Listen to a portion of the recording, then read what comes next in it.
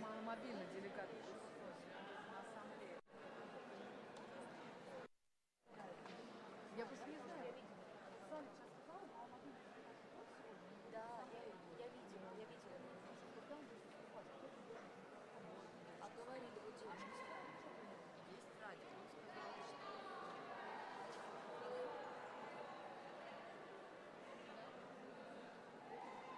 Что еще говорили? Контролируют сотрудники изнутри, а антилевая где у нас съемка, сказали,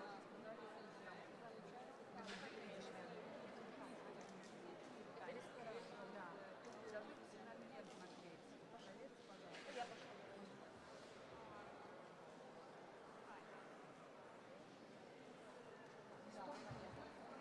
Что некомфортно стоит? Ага. Да, а слушай, подожди, а 2 будет или 1?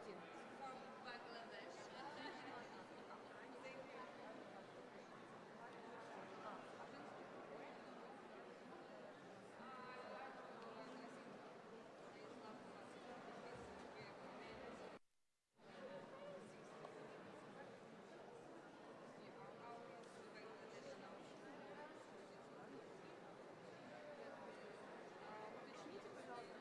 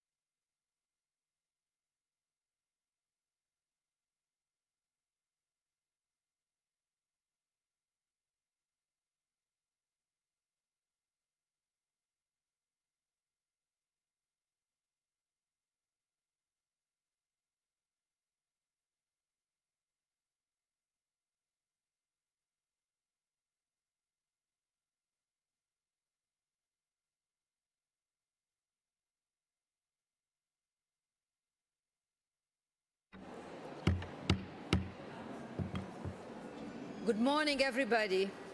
Please take your seats. This is. I have better access. Yeah, that's unfair because you've got the site. They're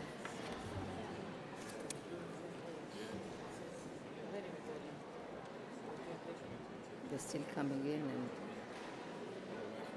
we're going to miss you here. Good morning. This is a test of the English channel. Would you kindly raise your hand, please, if you are listening to the English channel, checking to see if you can hear the English channel.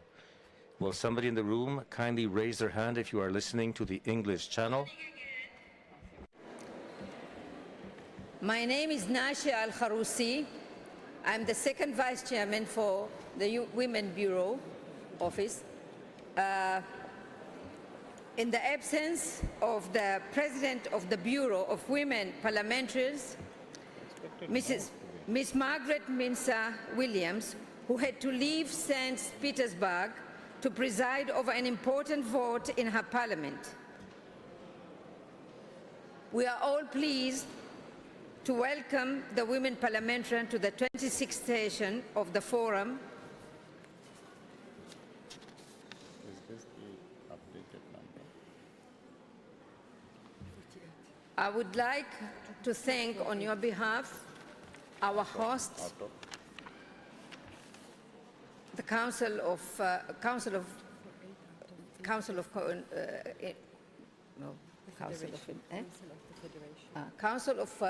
Federation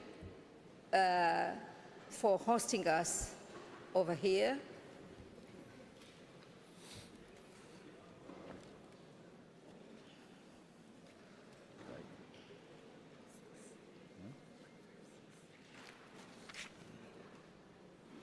Now we'll take the floor to propose the president of this forum over the 26th session. Yes, please.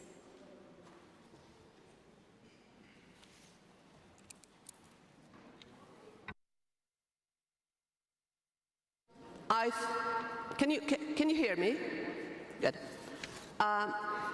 I think it would be fair to indicate a colleague from the delegation of the hosting country, and for this reason I proposed the name of Ms. Galina Karelova. Thank you.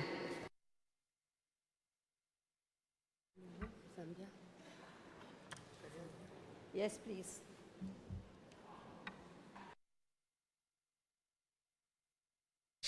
Can you hear me? Thank you. Zambia would like to second the proposal of the leader of delegation for Russia, Madam Karelova. Thank you. Thank you. Now can we proceed for election for Mrs. Karelova as a president of the 26th session? Vote by acclamation. Vote by acclamation. Vote by acclamation.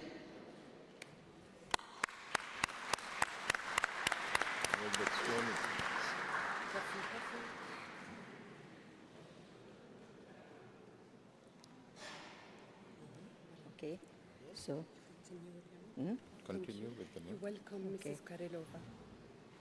Mrs. Karelova, you are welcome As to the the president of the. forum, please. Where are you going?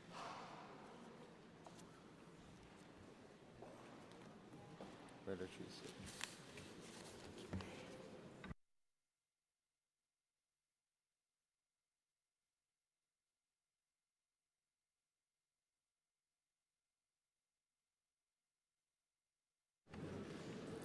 Спасибо, госпожа Аль-Харуси. Уважаемый господин... Thank you so much, Madam Al-Harousi, Mr. Chowdhury, Ms. Matvienko, dear colleagues, it's a great honor for me to take part in this assembly of the Inter-Parliamentary Union that is taking place in Russia, in the wonderful city of St. Petersburg. We are proud that in these challenging times, our country is hosting the 137th Assembly of the Inter-Parliamentary Union, and we view this record high attendance at the Assembly by parliamentarians from more than 160 countries as a sign of a special trust that was vested in us and the recognition of openness and readiness to engage in broad multipolar dialogue. And we hope that all the conditions will be in place for the Forum of Women Parliamentarians so that it can make a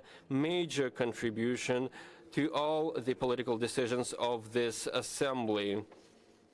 Distinguished colleagues, I would like to extend you a heartfelt gratitude for electing me the president of the 26th session of the Forum of Women Parliamentarians. For me, this is a great honor and a great responsibility, and I would like to count on your support in this duty.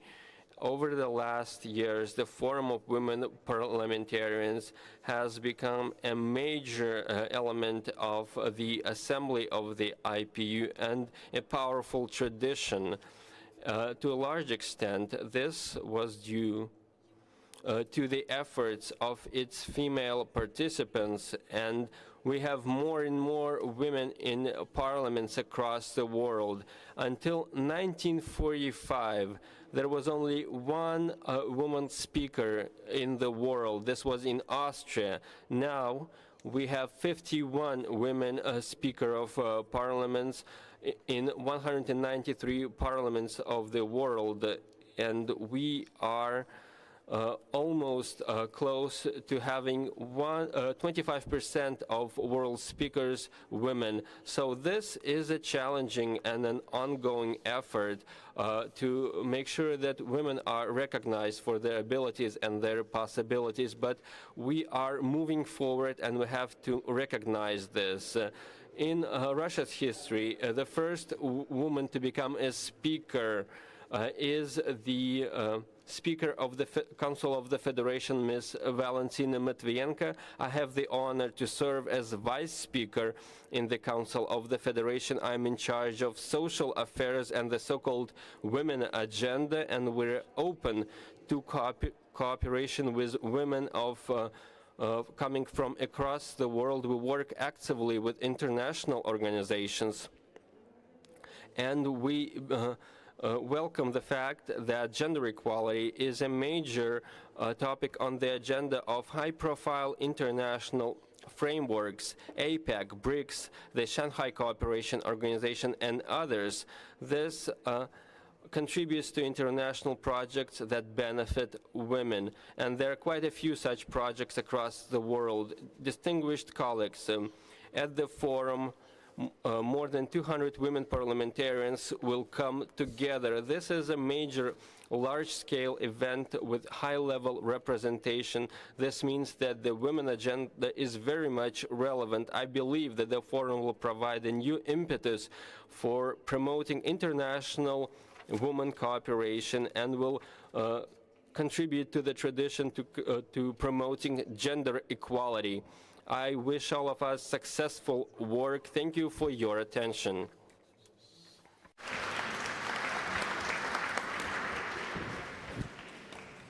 Thank you. Thank you. Thank you very much. Thank you.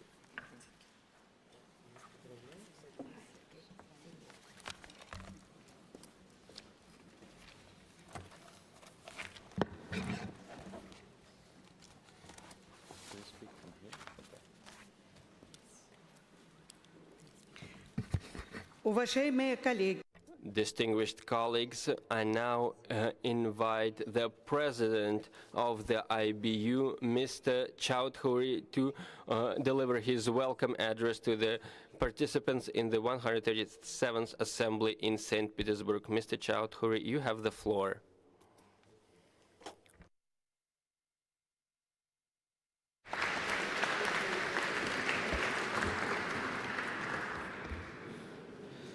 Thank you so much. Bismillahirrahmanirrahim. Madam President of the 137th Assembly of the Inter-Parliamentary Union, an individual who has been a driving force behind the holding of this assembly in this beautiful city of St. Petersburg, Madam Matvienko. She is also the chairperson of the Council of Federation.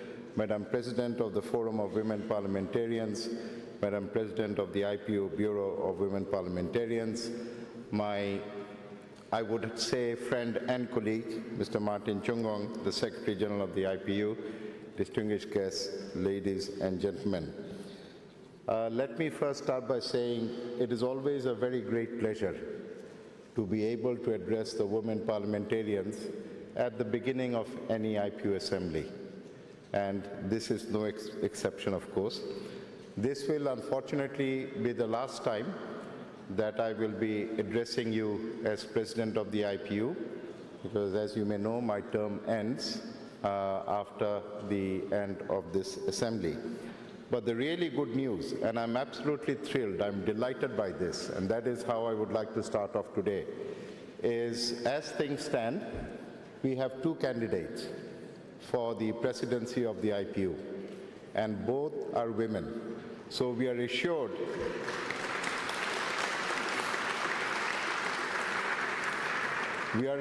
that the next president of the IPU will in fact be a woman, and I'm so happy that that is going to be the case. Now, this forum has played an incredible role in the work of the IPU. It has acted as a beacon, it has been our pillar of strength, and it has been our lighthouse to guide us through.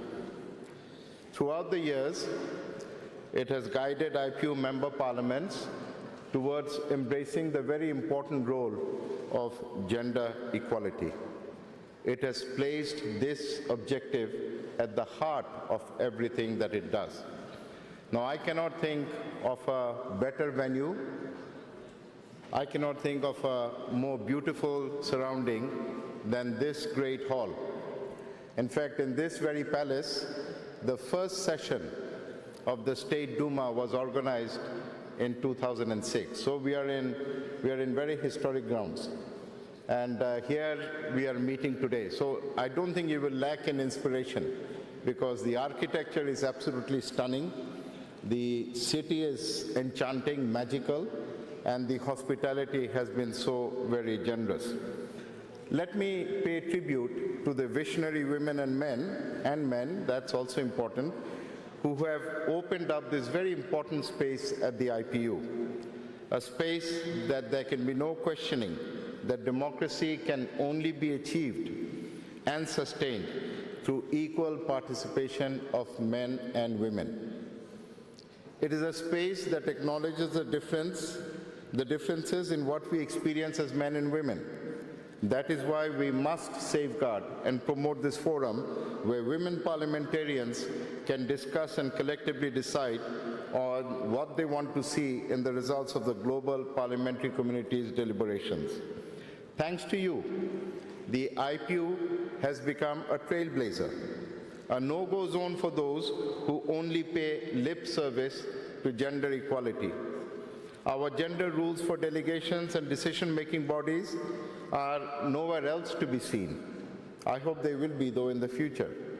It gave me special pride to preside over a development of yet another milestone and announce its adoption when we last met in my own country, Bangladesh, in Dhaka, the requirement that at least 1/3 of the membership of the Executive Committee should be of either sex. So you see how, by championing this agenda, we at the IPU have transformed ourselves as an organization. And this is really walking the talk. This is really practicing what we preach. And I think this has made a huge difference in the work that we do. Of course, we are faced with many challenges. Just before coming to St. Petersburg, in my own country, Bangladesh, we saw the humanitarian dimensions that are unfolding in many parts of the world. In just a few weeks, more than 500,000 Rohingyas from Myanmar have come into Bangladesh. And looking at the global scenario, there are 65 million people who have been forcibly displaced. They didn't move out of choice, but because they were forced to. And many of them are women and children. This is one of the most burning issues that we have. And then we have 10 million people in this planet today, when we are trying to say that no one is going to be left behind, who are stateless. So they have no rights, they have no access to education, access to healthcare, and think of a scenario, how unfortunate, how tragic it is when someone is both a refugee and a stateless person.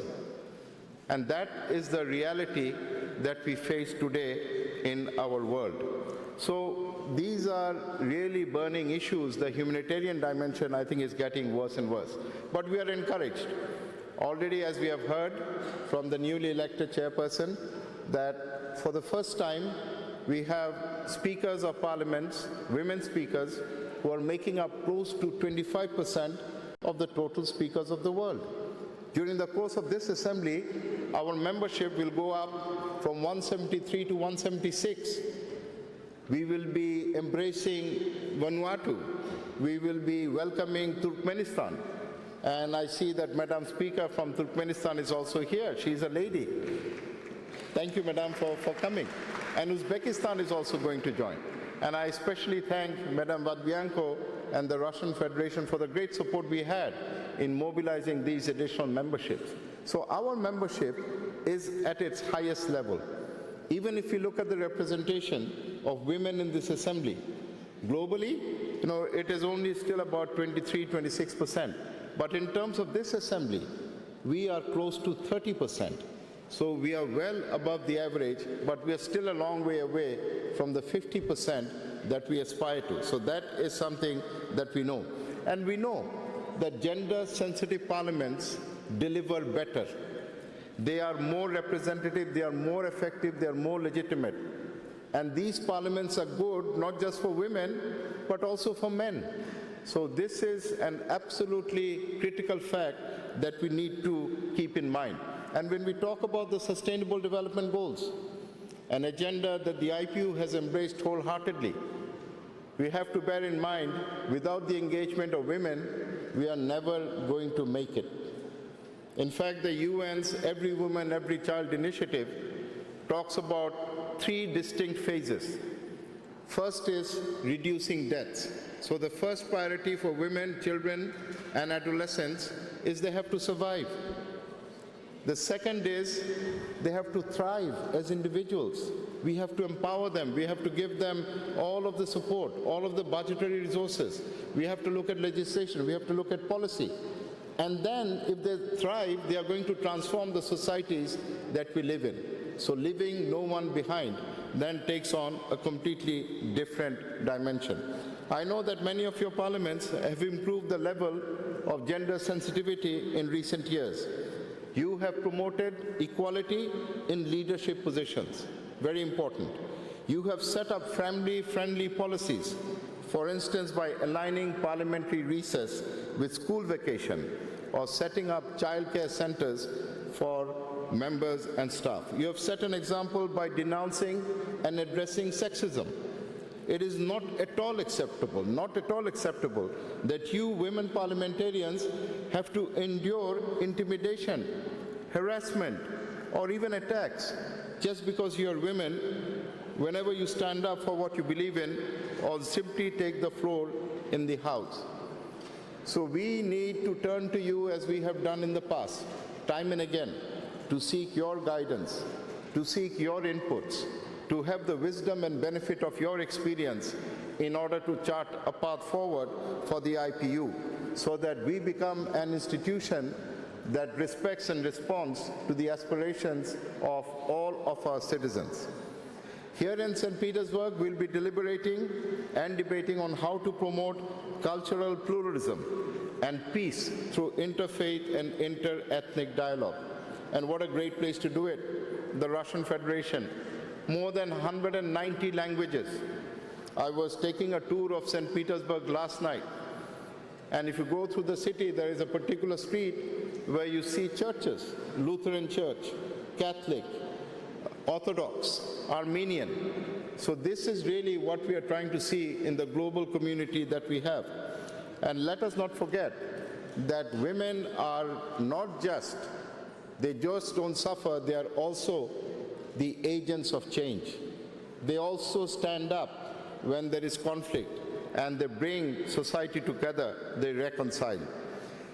During the course of this assembly, we will be launching the 2017 Global Parliamentary Report. This is, as you know, a joint undertaking of the IPU and the UNDP. The report addresses the critical question of parliamentary oversight on the actions of the executive, the actions of the government. It highlights many strategies to strengthen parliamentary oversight. And one of these is gender mainstreaming, which is why I'm bringing this report to your notice. You can effectively track if money has gone to the women and men that are in most need of it. In fact, following the money is always very important. And this is a suggestion that I've also made as we look forward to future partnerships of the IPU. Let me conclude by highlighting and sharing with you how much I have learned by engaging with women leaders, both at the annual Summit of Women Speakers of Parliament and at this forum. How much I've been inspired by the work you do. How much I've been convinced that it is absolutely vital to have women at the center of everything that we do. This forum is a space of inclusion, a space where it is clear that gender equality benefits everyone, not just women, but men and women alike. I wish you excellent deliberations. We stand at an important time, not just in the history of the world, but in the direction that the IPU is taking. And I'm sure you will continue to shape that future. You will continue to create that path with your wisdom, with your experience, with your courage, and with your strength. With these words, I again welcome you to St. Petersburg. I wish you excellent deliberations, and no matter where I am or in what position I am, you certainly have a champion in me, and I will continue to perform that role. Thank you so very much.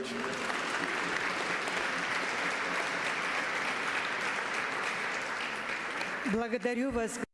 Thank you, Mr. Choudhury, for your optimistic welcoming word. Now I would like to give the floor to the chairperson of the Council of the Federation, Ms. Valentina Matviyenko.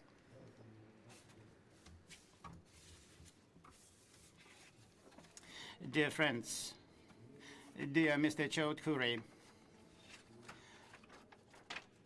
Mr. President of IPU, Mr. Secretary General of IPU, Mr. Martin Chongung, ladies and gentlemen, dear sisters, I would like to sincerely welcome you at the Forum of Women Parliamentarians, which is held within the framework of 137th IPU Assembly in St. Petersburg. For us, it's a great honor and privilege to host such an important interparliamentary event. These days, we are sure to say that St. Petersburg has become a parliamentary capital of the world.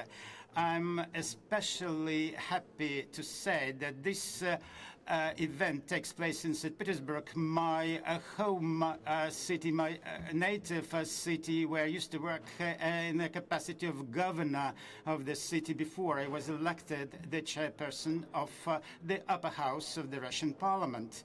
I'm also happy to say that currently the number of women who are in charge of regional legislative and executive bodies is growing. The number of women who actively work in healthcare, education, is also growing, and it is a good manifestation that gender equality is in place in Russia. And it is enshrined in our constitution, and it is in line with international law. Our government makes everything in order to support families, women and children. Today, this year, upon the instruction of the President of the Russian Federation, we have adopted and endorsed the strategy of supporting women till 2029. We have drafted the action plan of its implementation. The gender equality is also enshrined in Universal Declaration on Democracy, the 20th anniversary of which we're marking this year.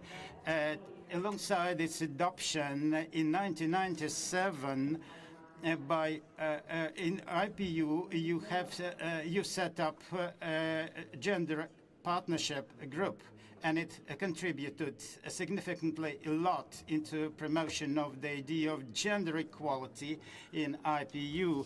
I'm convinced that the progress made recently about the position of women and empowerment of women in the world would not be possible without consistent work of each national parliament, and of course inside the IPU and inside the Forum of Women Parliamentarians.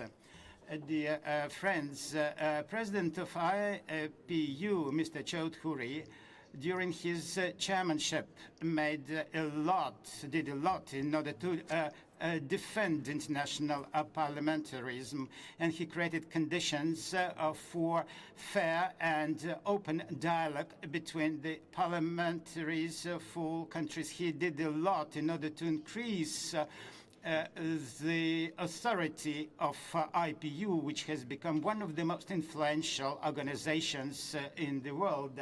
And I would like to applaud to Mr. Choudhury and congratulate him on his outstanding work.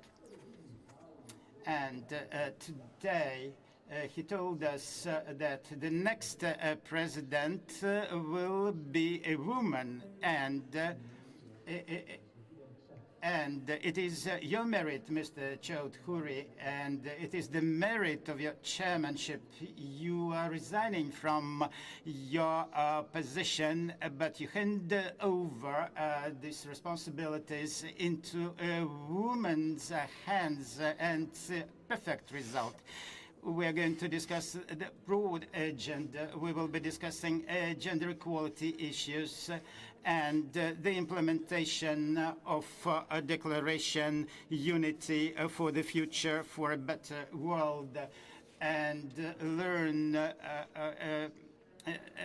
how to cope with new challenges and so the opportunities, for example, and also we will discuss challenges that digital technologies pose, and internet might be also a threat. And we have discussed it at the first Eurasian Women Forum, which took place in St. Petersburg under the auspices of CIS Inter-Parliamentary Assembly.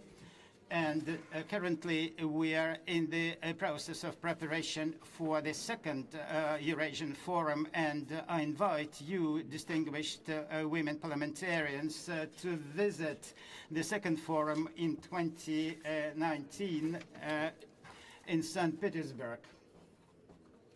2018, sorry. Women can do a lot in order to contribute to parliamentary diplomacy and easing international tension, because diplomacy is the capability to avoid sharp conflicts and it is an art of negotiations and to achieve a common good without bloodshed. We women can use parliamentary influence in order to resolve most pressing global issues such as terrorism, poverty, illegal migration, and threats to food and environmental security. Can we be beyond this tragic situation and tragic statistics? In accordance with UN data, only last year more than 8,000 children were killed or wounded as a result of armed conflicts, and unfortunately it takes place in the 21st century. At this assembly, the central theme is perhaps the strengthening of interfaith and interreligious and interethnic dialogue, and women will contribute a lot into taking right decisions. I urge you to support the draft resolution prepared by the Russian delegation, and also support us in our move to set up the Day of Parliamentarism, International Day of Parliamentarism. In conclusion, I would like to remind you the words of one of the most famous women in the world, champion of women movement, the Nobel Peace Prize winner, Mother Teresa. Every work of love done with a full heart brings people closer to God. Let's join our efforts in order to make lives people better for the sake of love for people, for the benefit of countries, and wish you productive and successful assembly. Thank you for your attention. Thank you, Mrs. Matviyenko, for your welcoming word. Distinguished colleagues, Mr. Choudhury and Mrs. Matviyenko have a very busy agenda, and unfortunately they cannot stay with us for this session of our forum, and I believe we can take it with understanding, and I would like to thank them for their welcoming words and for their best wishes. Thank you. Distinguished colleagues, let us now adopt our agenda. You can find the draft agenda in your files. It was drafted by the Bureau of Women Parliamentarians in Dhaka. I invite you to adopt a draft agenda. Please raise your hands. Thank you. Today, it is a great today. On our agenda, we have very many issues, and I believe we will hold a very active and fruitful discussion and deliberation.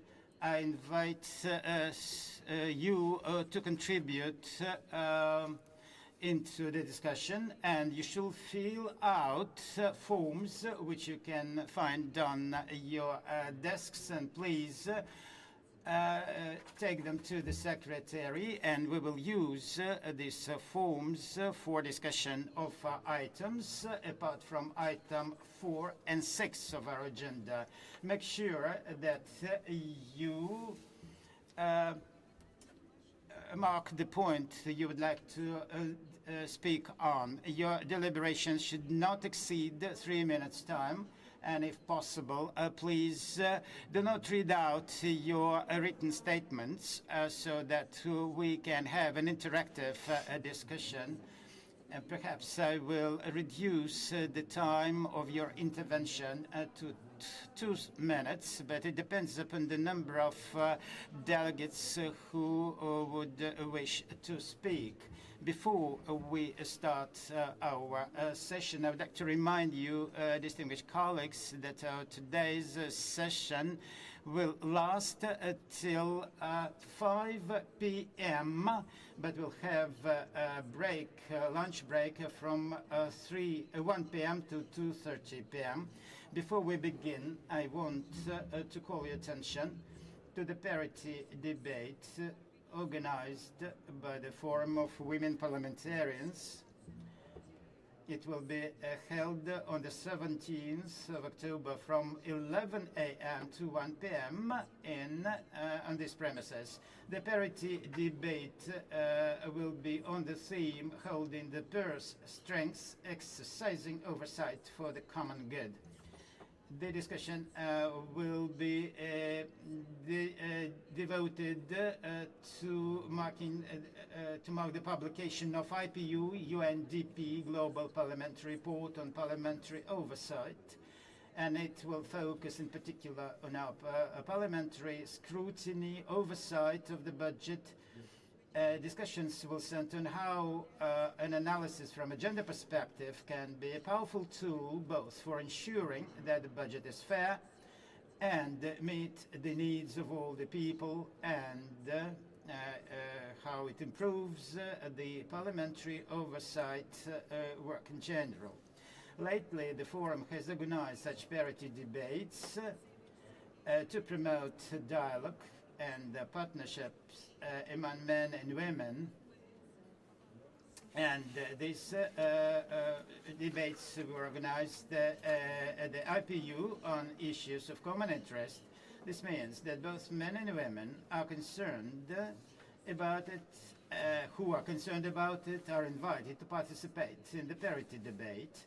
I urge you to make or to take a special effort to ensure or to guarantee that at least one of your male colleagues comes with you to participate in this important discussion on our parliamentary role in oversight of the budget. I would also like to inform you, my dear colleagues, that the reception in the honor of women parliamentarians will take place on the 15th of October in Marble Palace at 8 p.m. The reception will be hosted by Mrs. Matvienko, the chairperson of the Council of Federation. Please, upon the conclusion of today's session, I will inform you duly, advise you duly about the logistics, how to get to the Marble Palace. And thus, distinguished colleagues, I would like now to give the floor to Mr. Martin Chung-Gung, Secretary General of the IPU. Chung-Gung.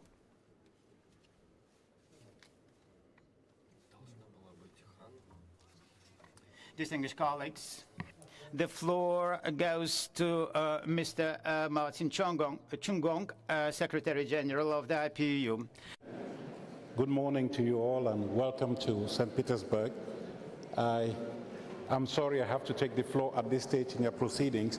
I would have loved to do this at a later stage, but we have a host of meetings taking place today, and so I thought that I should not pass up on this opportunity to make a short statement in this plenary debate that you're starting today.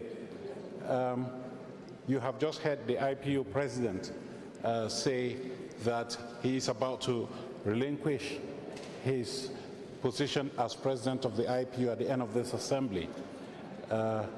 He's done marvelous work for the organization. He has enhanced the profile of the organization.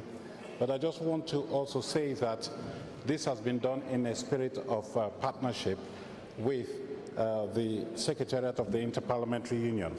And today, you will also be seeing the last of one of prominent members of the IPU Secretariat, who is retiring at the end of this year, which means that this is her last assembly. And I thought that as head of the Secretariat of the IPU, I should pay tribute to her, special tribute to her, as she leaves the service of the organization. I am referring to Valeria Siftek.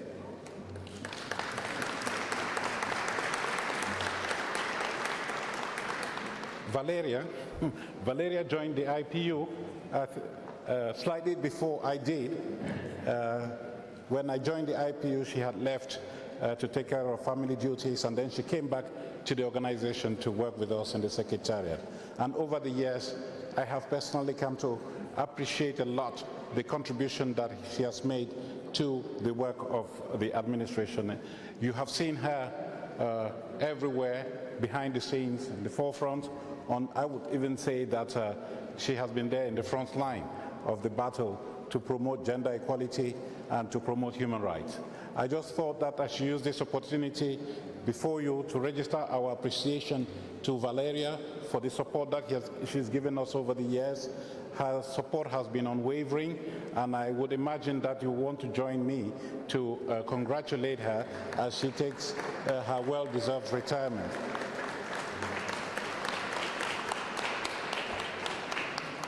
Valeria, I said that this is your last assembly, but we are not seeing the last of you. I'm sure that the IPU will always be in your heart, and that we are going to meet you in other capacities in the future. In any case, on behalf of my colleagues and myself, I wish to convey to you our heartfelt gratitude and appreciation, and wish you all the best in your future endeavors. Thank you very much.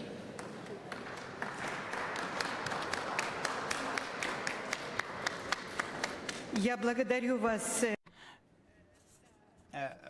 Thank you, Mr. Martin Chungong, for your intervention. So we keep on working in line with our agenda. Item 3, it is gender equality issue, and it is called gender equality, and we will be briefed upon the gender activities by Bureau of Women Parliamentarians and the Gender Partnership Group. And I would like to invite Mr. Hunt to report on the work of the Bureau of Women Parliamentarians to begin, and she will report what has been done since Assembly in Dhaka. Mr. Hunt, the floor is yours. Good morning. It's a great pleasure for me to give you a short summary of the work of the Bureau of Women Parliamentarians last April in Dhaka and earlier this morning here in St. Petersburg. Let me just say that we are all delighted to be here in such an enchanting city. First, on behalf of the Bureau's members, I wish to thank our hosts for welcoming us in Russia. We are really honored to be here for the 137th Assembly. My remarks will focus on 4 points.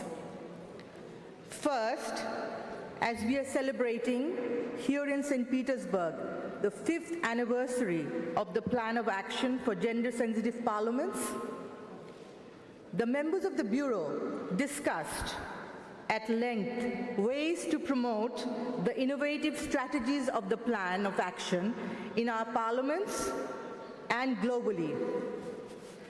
We have proposed to make a first inventory of the flagship actions carried out by parliaments over the past 5 years to enhance their gender sensitivity and their ability to deliver on gender equality.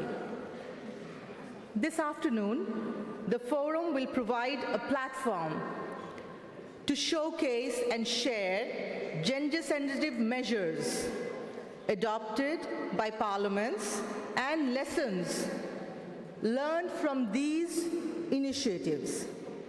These can include measures to achieve equality in leadership positions in parliament or mechanisms and structures to strengthen Parliament's capacity to address gender equality issues. Such measures can also aim to transform the parliamentary work environment to better balance work and family obligations and to ensure that Parliament is a respectful and open workplace where no one is discriminated or denigrated on the basis of gender. I invite you to take part in this afternoon's debate and share initiatives that your Parliament has put in place to become a more gender-sensitive institution.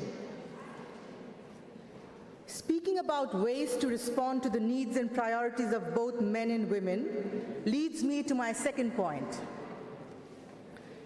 I wish to highlight the theme of the third parity debate organized by the Forum of Women Parliamentarians, and that will take place on Tuesday, 17 October at 11 a.m. in this same room. For this parity debate, the Bureau selected the theme of exercising budget oversight for the common good. It will be a great opportunity to ground the discussions on how our budgetary oversight power can be used to ensure that the budget is inclusive, fair, and responsive to the needs of all people. We invite you to come to the debate and share information and experience on key strategies such as gender-responsive budgeting for improving parliamentary oversight and leaving no one behind. In my third point, I'm pleased to inform you that the IPU currently pursues its study on harassment and violence against women in parliaments with the development of guidelines and good practices for parliaments to prevent and respond to sexism and sexual harassment in their own houses.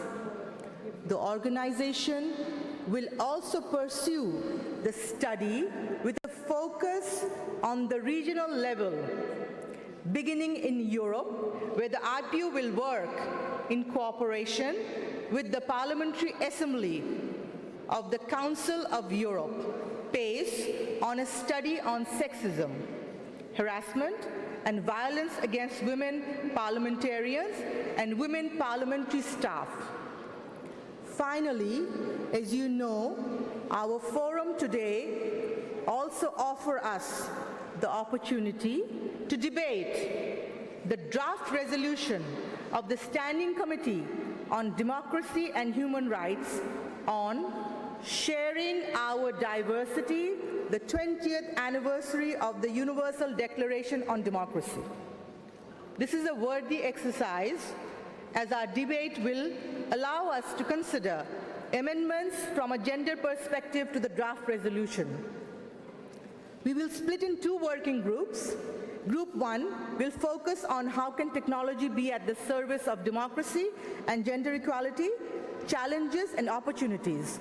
The Bureau agreed that Ms. Gumerova from Russia, from the Russian Federation, will chair Group 1. And Ms. Surivet Chapon from Thailand will be the rapporteur. Group 2 will debate educating for democracy and gender equality at all steps of the ladder, family, community, and state.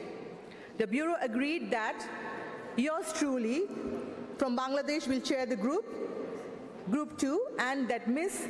Al-Hilaisi from Saudi Arabia will be the rapporteur. I take it that you will agree.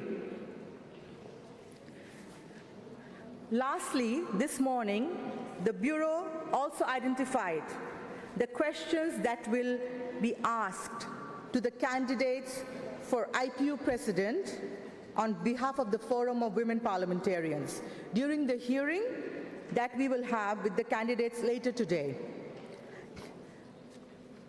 I look forward to all of your participation. Colleagues, I very much look forward to our debates today, and I'm confident that they will be extremely interesting. Thank you, St. Petersburg. Thank you, Russia. Я благодарю вас, госпожа. Thank you, Mrs. Han, for your remarks, for your information about the groups and how they will work at the forum. Distinguished colleagues, as you know, the Gender Partnership Group of the IPU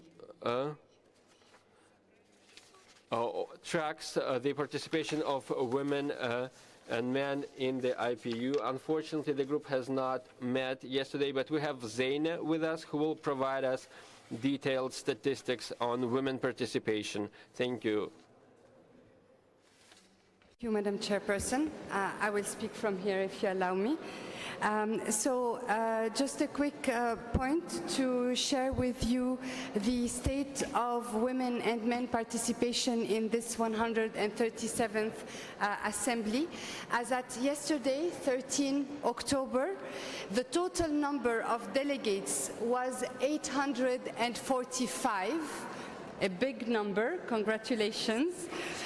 Among them, 248 were women. This represents a proportion of 29.3%. There is a high number of delegates participating in this 137th IPU Assembly, about 230 more than at the last Assembly, and there is also a high number of delegations, 156 in total now, as it was 126 at the last Assembly. There are 19 all-male delegations with 2 delegates or more included. This is a proportion of 13%. 2 delegations with more than 2 delegates are all female. Some delegations will be sanctioned here in St. Petersburg for being all male for the 3rd time in a row. And these are the following: Bosnia and Herzegovina, the Democratic People's Republic of Korea, Haiti, Luxembourg, Malta, Micronesia, Monaco, Qatar, and Somalia. It is important to note that these figures and the information I just gave you might change and evolve, as all delegations had not yet arrived when we collected these statistics yesterday. So evolution is still possible. Thank you, Madam Chairperson. Thank you, Zeina. I would like to give you the floor once again to give an update on the recent activities of the IPU in advancing gender equality and women's rights. Go ahead, please. Chairperson.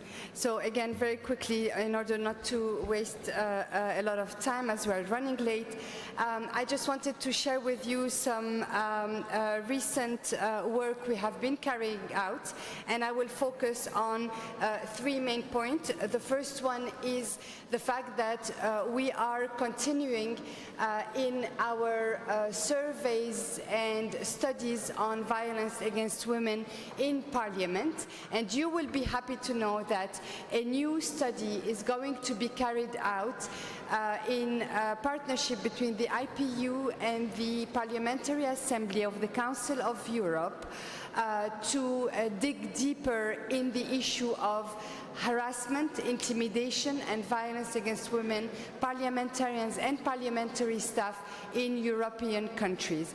This regional study will be also conducted in the other regions of the world. We are just beginning with Europe, and we will expand this regional analysis to Latin America, the Arab world, Asia, and of course Africa in the coming years. Now, in addition to this regional research, we are also working on guidelines for parliaments to address harassment, intimidation, and violence against women parliamentarians. The second point I would like to draw your attention to are our national projects, and we are supporting women's caucuses we are supporting gender equality committees, and we are supporting legislation for gender equality in Mauritania, in Uganda, in Tanzania, in Mali, in Côte d'Ivoire, in Kenya, in Turkey, and also in Fiji. So the gender partnership team has been very active recently. I would like to draw your attention to one last point, if you allow me. It is the coming women speakers meeting that will take place in Bolivia on 6 and 7 December. This meeting is open for women presiding officers of parliamentary chambers. Thank you very much, Madam Chairperson. I will stop here. Thank you so much, Zaina, for your update you provided and for the great work that you have been doing to promote the gender agenda. Distinguished colleagues, we now move to the fourth item on the agenda, the celebration of the 20th anniversary of the Declaration on Democracy. We are marking very important milestones in St. Petersburg this year. We have a dual commemoration for IPU and the promoters of democracy. We are marking the 20th anniversary of the adoption in September of 1997 of the Universal Declaration on Democracy.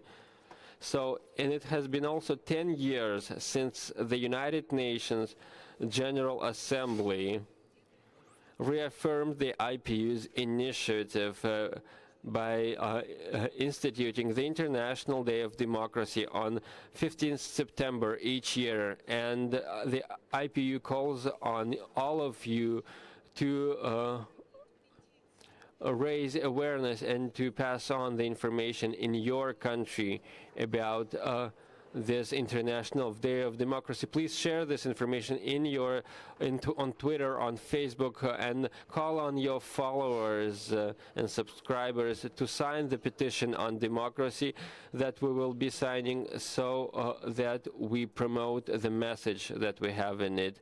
The IPU wants this petition to be signed at the highest level. I hope that you will sign it as well. The IPU Secretariat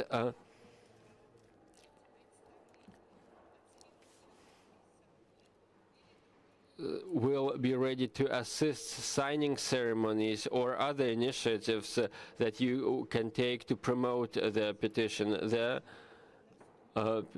This petition is available in English, French, Spanish, and Arabic, and all the parliaments that can provide a translation into the national languages can get in touch with the IPU Secretariat. Distinguished colleagues, I would like to reiterate that this is a very important initiative, and we do hope that you will contribute to this initiative. So now let's move on to item 4, contribution to the work of the Assembly. We have been updated on our contribution to the work of the Assembly by Ms. Han in great detail, and we will now consider how we can contribute to a gender perspective on the Assembly. We will now turn to the item on the agenda of the Standing Committee on Democracy and Human Rights. They will be adopting a resolution on sharing our diversity, the 20th anniversary of the Universal Declaration on Democracy. As decided by the Bureau of Women Parliamentarians, as Ms. Han has already said, we will split into 2 groups to discuss the draft resolution. So you have been provided with all the information. Just to save time, I will not repeat what has already been said. Every group will have interpretation in Arabic, English, French, and Spanish. Every group will have will be able to have a discussion until 1 p.m. and the group will decide on its procedures. Today, in the afternoon session, we'll hear the reports from each of the groups. Before we split into groups, I invite the co-rapporteurs on the draft resolution to present the resolution. So we have with us Ms. Dev from India and Ms. Schrijver from the Netherlands. Thank you for accepting our invitation. Please, who of you will present? Ms. Dev, please, you have the floor. Chairperson, honorable members of parliament and speakers from various countries, I'm elated to present to you the draft resolution on sharing our diversity, the 20th anniversary of the Universal Declaration on Democracy. As we arrive at the 20th anniversary of the Declaration, it has given us an opportunity to revisit some of the basic principles that a democracy stands for in the new world order. Most of the principles, even after 20 years, is still relevant, and yet there are new challenges like the digital revolution, social media, and its impact on privacy and sharing personal data. We have tried to address these, as also we have reaffirmed that democracy is about reflecting the will of the people, a government of the people, for the people, and by the people, with accountability and transparency at its basis. And as we speak of the will of people, we've addressed the issue of gender equality by urging the parliaments to ensure equality between men and women in decision-making, the need for affirmative action in terms of policies, laws, budget allocations, which will further strengthen gender equality. We have specifically called on IPU members to renew their efforts and implement the IPU Plan of Action for gender-sensitive parliaments. We have also reaffirmed the importance of Goal 5, gender equality, of the Sustainable Development Goals in a democracy.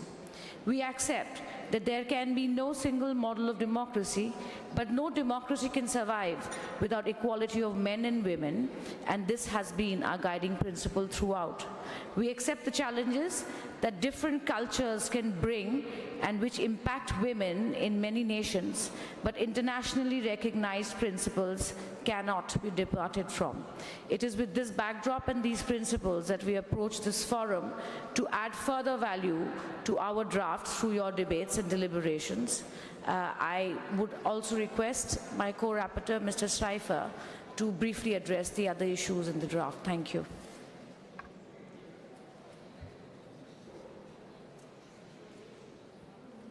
Thank you, Mr. Dev. Now I would like to give the floor to Mr. Schrijver. Please brief us just on the discussion.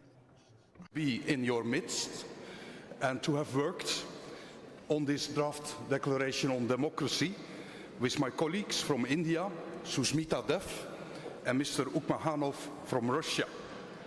Madam Chair, you can see our work really results from genuine international cooperation in the context of our organization. As we note in our draft declaration, democracy is an important global value, and it is very essential to progress on other human concerns, such as peace and security, sustainable development, and respect for human rights. I believe it is extremely essential to see democracy as a process, because we can never say we have achieved it, our democracy is ready, it is complete. Rather, democracy requires constant alertness, active vigilance, continuous maintenance, and an open mind for change. In our draft resolution, we note the central role of parliaments and the need for representative, transparent and effective institutions at all levels. We all witness that today democratic processes are under intensive public scrutiny.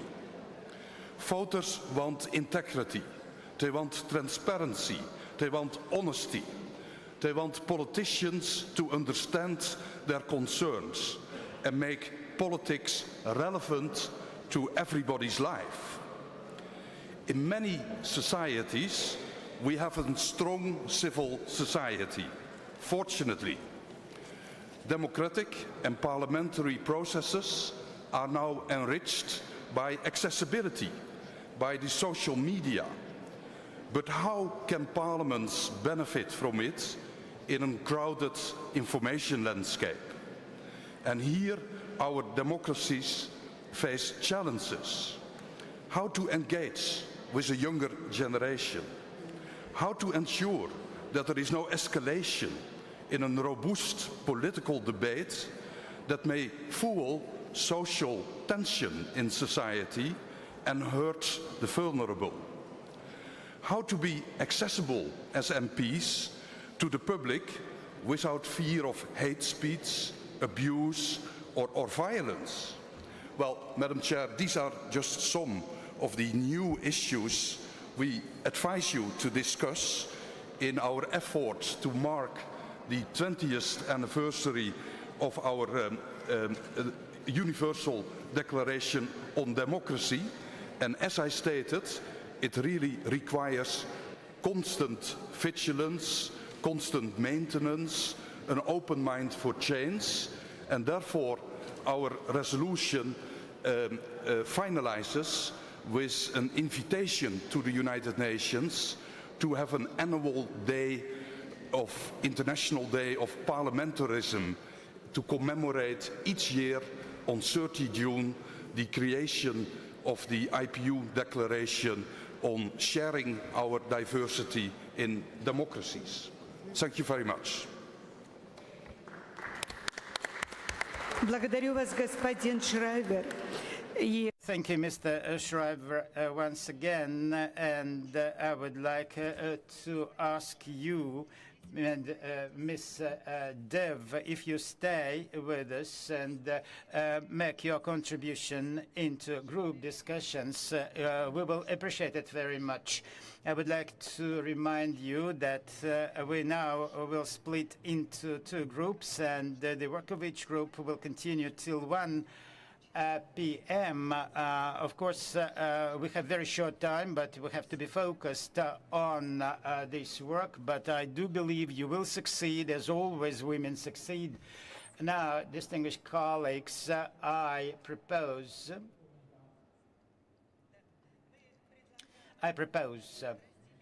that we split into two groups.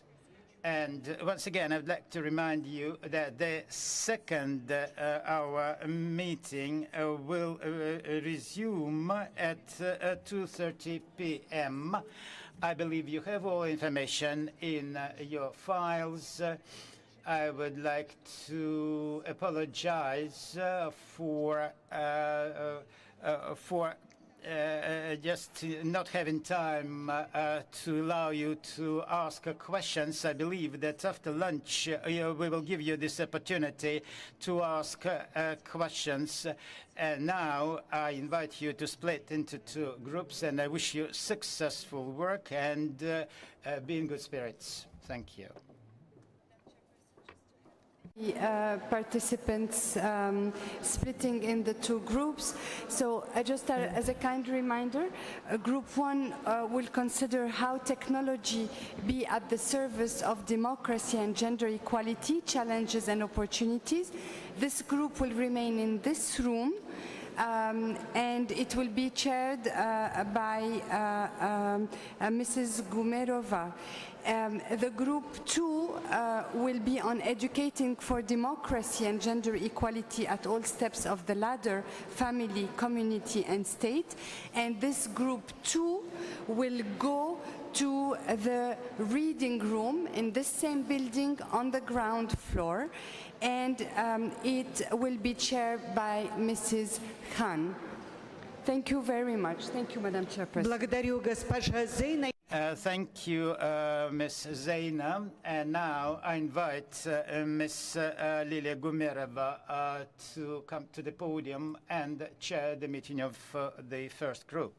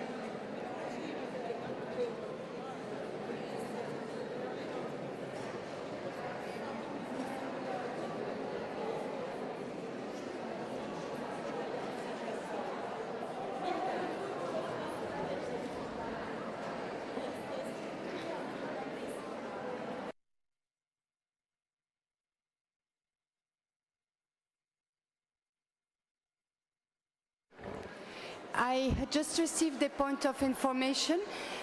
There will not be Russian translation in the reading room. The translation would be, the interpretation would be as usual in the IPU in the 4 languages, English, French, Spanish and Arabic.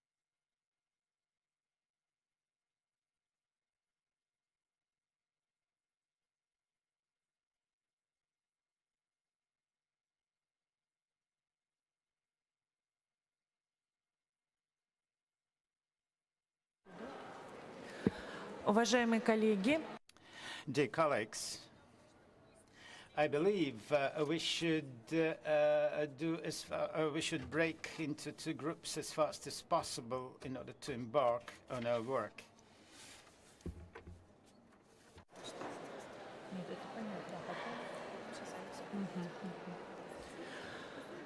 Уважаемые Dear colleagues, it's a great pleasure and honor for me to preside over the meeting of this working group, and in accordance with the decision of the Bureau of Women Parliamentarians at its meeting in Dhaka last April, Ms. Servichepun from Thailand has been appointed as rapporteur of our group, and we believe that our debates will be very much fruitful. And before I make a few introductory remarks, I would like to remind you that those who wishes to speak and who has not yet filled out form should do it now. Let me remind you that some documents are available at the documentation desk in this room, and I invite those who do not have these documents to pick up these copies. These are the draft resolution of the Standing Committee on Democracy and Human Rights and the amendments to the resolution that will be discussed starting from tomorrow and onwards. And I ask you to pay due attention to that. As you know, we will be discussing the subject item before the Standing Committee on Democracy and Human Rights during this assembly, sharing our diversity, the 20th anniversary of the Universal Declaration on Democracy. We have just listened to Ms. Dev from India and Ms. Schrijver from the Netherlands, two of the three co-rapporteurs on the draft resolution, who shared with us the purpose of this resolution. Our discussion today will be aimed at debating the gender aspects, and our theme sounds the following way: how can technology be at the service of democracy and gender equality, challenges and opportunities? Our objective is to put together and draft a set of proposed of gender amendments to the resolution to be adopted. These amendments that will be considered by the Standing Committee during debate. Before I open the floor for your contributions, I would like to encourage you to make sure that you have a lively exchange of views. In your intervention, I invite you to address 4 issues: how to ensure that the whole population can enjoy the benefits and advantages that the Internet can bring to economic, social, cultural, and economic life. Good practices developed to protect both freedom of speech and the right to physical and psychological integrity means that could stop online harassment and cyber violence that targets women and girls, as well as measures to combat trafficking in persons perpetrated through the Internet, and means and strategies to promote and increase the public participation of women and girls by using online means and tools. I will give the floor to those of you who wish to speak, and I will allocate 3 minutes to each. And may also ask speakers to state your names and names of your delegations clearly for keeping records. I believe we can embark on our work, and those who would like to make intervention, so please fill out forms. So the floor goes to Argentina. You have 3 minutes. Argentina, the representatives of Argentina. Then the floor goes to India.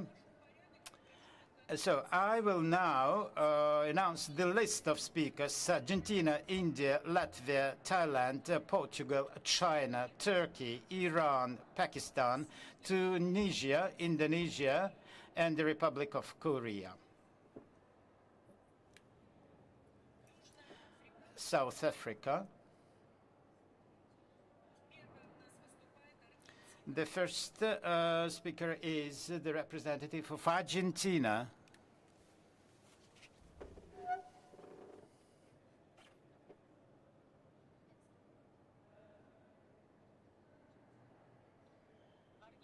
Argentina, the representative of Argentina. We're happy to, well, forward to hearing from you something.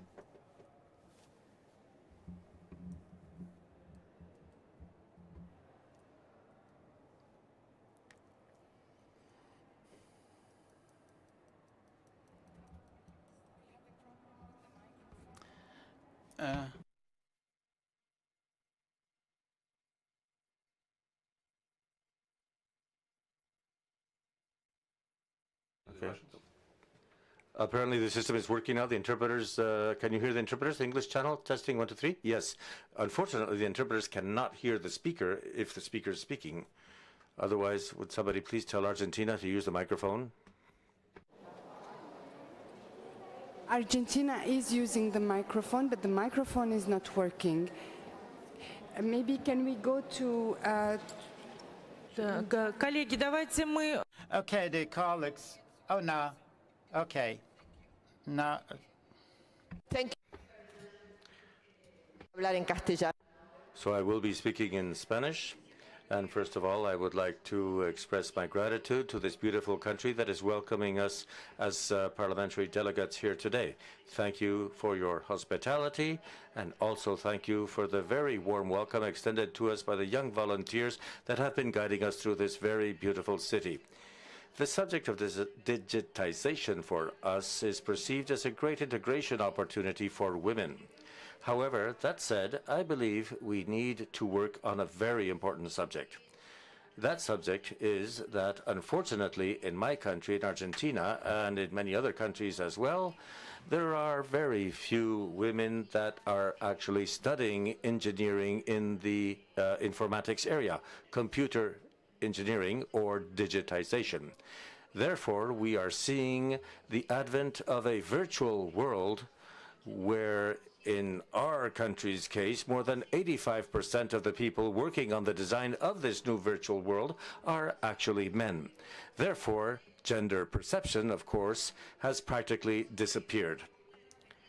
That is why I believe that one of the measures that needs to be strengthened is that of education in the digital area, and also many young women need to be motivated to go into fields of studies that have to do with computers and with digitization. There are different ways of approaching this, but I think working with the schools in order to encourage them to encourage women, actually, for these fields of studies would be a first major step. And through that, then, yes, we would be able to make greater use of the networks and the digital and virtual worlds in order to encourage and in order to empower women. Thank you.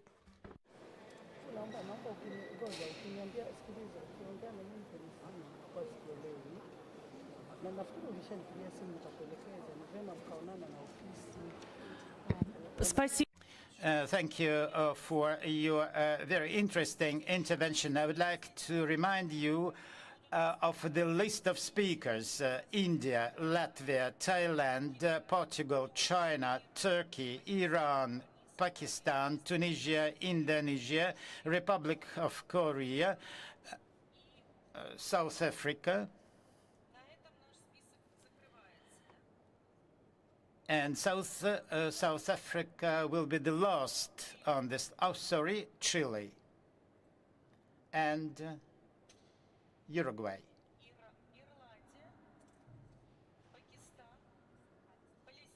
Palestine, Ireland, the Philippines, and Belarus. We have 17 speakers, and the list is closed. Now I give the floor to the representative of India.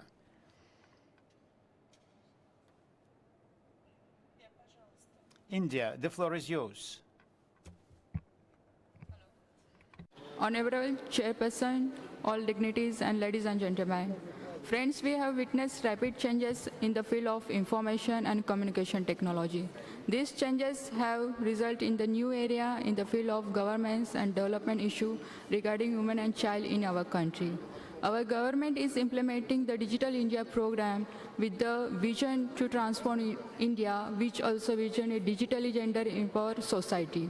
The implementation of e-governance project like My Government Platform, Jeevan Praman, and Wi-Fi hotspots in rural area is a just the start of the silent electronic revolution focusing technological gender harmonious society.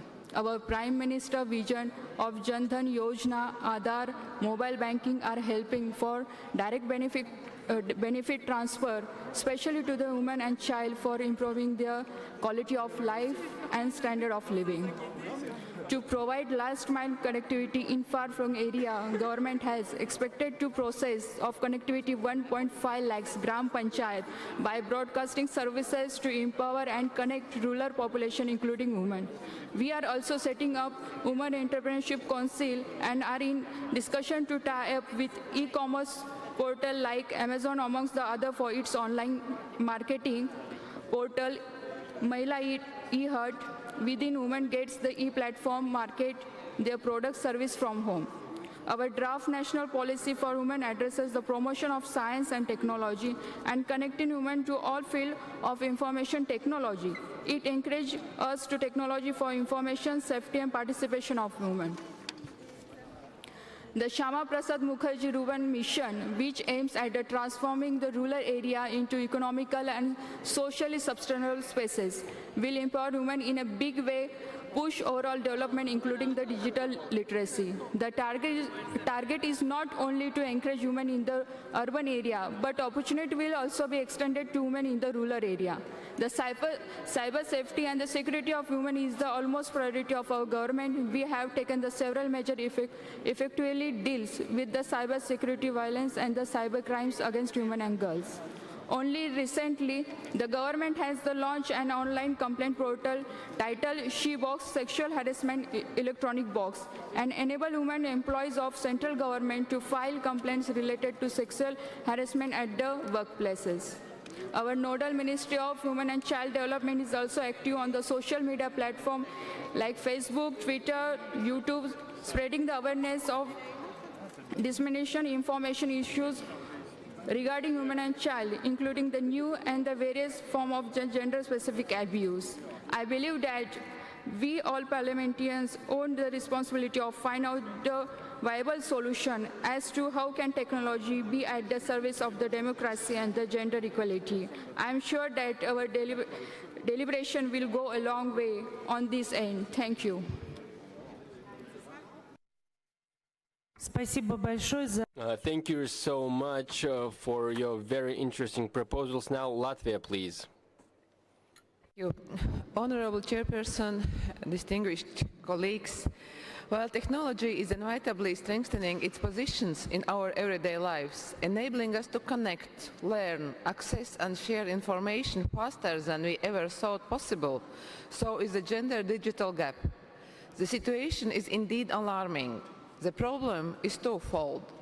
Not only do we see lack of access to technology for women in developing economies, also too few women are leaders, innovators and decision makers in control of development and content creation of the technologies. Exclusion of women from the ongoing global technology revolution and regarding them consumers rather than creators is a dangerous path. For one, we are robbing our daughters and generations to become female role models with ambitions of leadership and success. But we are also limiting ourselves to only half of the world's population ideas and thus diminishing the potential of economic growth. No industry or country can reach its full potential until women reach their full potential. This is especially true of science and technology, where women with surplus of talent still face a deficit of opportunity, says Sheryl Sandberg, Chief Operating Officer of Facebook, and the most powerful women in technology on the Forbes 100 Most Powerful Women list. I come from a country considered to be among the leaders of female participation in science and technology. According to Eurostat, 24% of all IT specialists in Latvia are women, and these numbers are considerably higher than corresponding average figures in Europe. But even with these numbers, we see technology remaining a heavily male-dominated field, even after years of extensive efforts to promote female participation. There are few basic rules on how to increase female participation in technologies. Start early, empower girls to believe in themselves, and to use their skills and imagination, build their confidence, educate and inspire girls about technology. Technology is a women's human rights issue. What we need most is a female generation not being afraid to build a better future. Celebrate female leadership. A recent international study commissioned by Unilever found that 77% of men believe that a man is best suited to lead a high-stakes project. The report shows 55% of women feel the same way. This is a dangerous bias that lives deep within our societies. No one else can change this story but us. By speaking up, by acknowledging female success, but not making women choose between family and education and career. Build a community. It is all about connecting. It is essential to have a like-minded community to strengthen women's ability to excel in IT, to share the experience and provide learning opportunities. I'm sorry, your time is finishing. And the standards have put it ever to apply. There is a special place in hell for women who don't help other women. Thank you.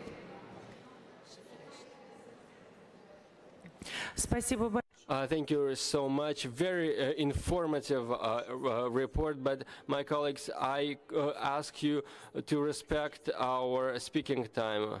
Please, the following speaker, Thailand.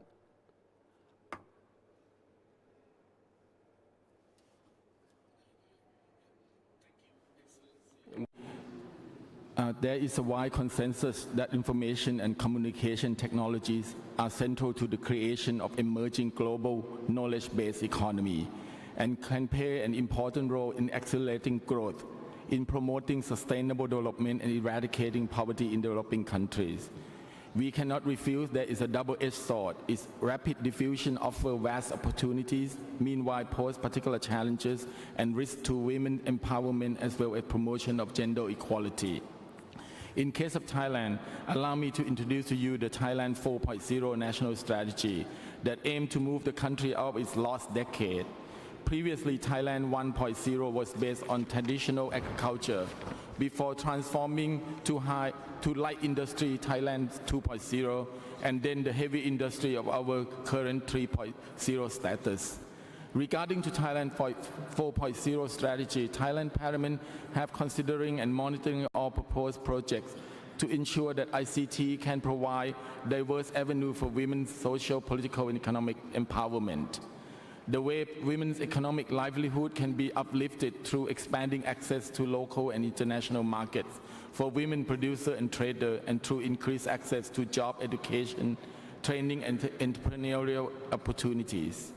There are several evidences outlining how intersection of gender, social relationship, gender discrimination, and gender-blind ICT policy processes undermine women's access to opportunity in emerging knowledge information society, and also diminish the potential of ICT to be effective tool for the promotion of gender equality.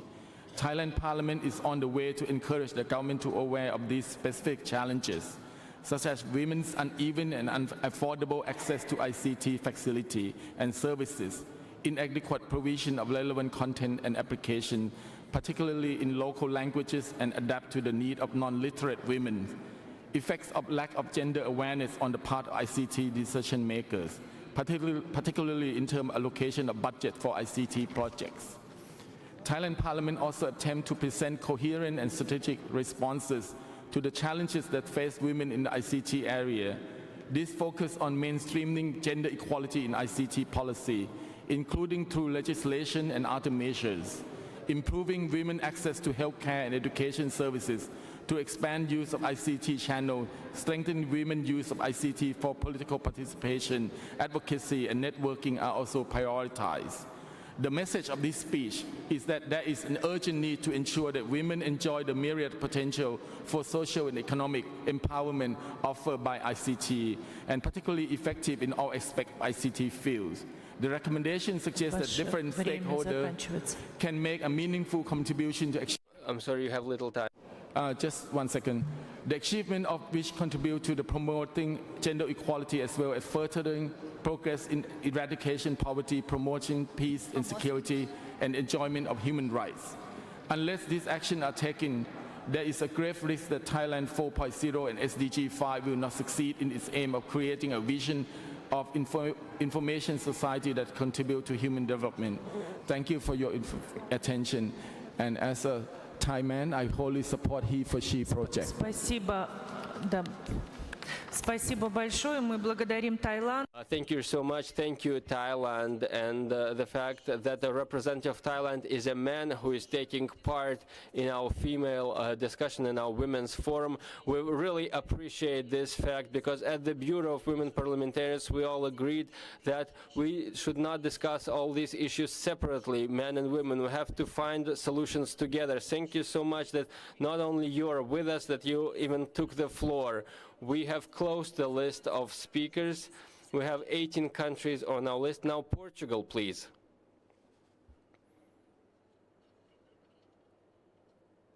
Portugal. It's working now. Good morning, Madam Chair, dear colleagues. New technologies are, of course, a fundamental instrument to access to information and knowledge and to development. Consequently, it is essential to open an equal access to technology to women and girls as well as men. Unfortunately, we are very far away from that equal access. In my country, girls still run away from the technology in high school studies. They go mainly to law schools, medicine and other sciences, but they not feel attracted by technologies. So we must stimulate their choice because we risk that women lose another opportunity to equal opportunities in the labor market as we go like this. Several companies are now working on special training just for girls to attract some of girls to those companies afterwards, but it's not easy.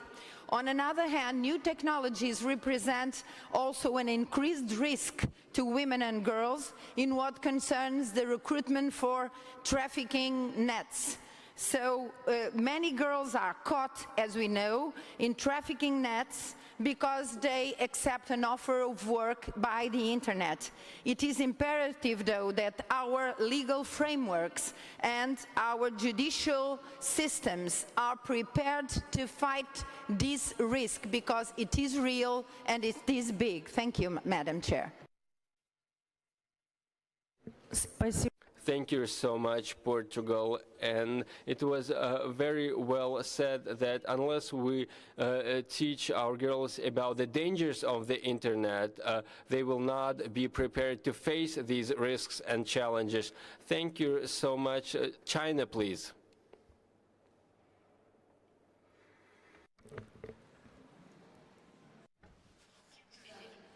Thank you, Madam Chairperson. It is my great honor to deliver remarks in this forum. It is to be true that technological development can greatly promote the development of democracy and economy because more and more people can use new technologies to engage in social and economic activities online. Thanks to internet, in particular mobile internet, the e-commerce has enjoyed robust development. In some poor areas, because the Chinese government has made great internet construction, many rural population can participate in economic, financial activities through the internet. Now China has 331 million netizens and 695 million users of cell phones. That makes a large number of people, in particular women, to engage in e-commerce activities and other economic activities. In 2016, the e-commerce transaction volume reached $3.4 trillion, and the online retail sales volume reached $800 million. This enables women to engage in economic activities. we have also established some service centers for the rural populations. For example, we set up some facilities to provide financial services to the local residents, in particular women.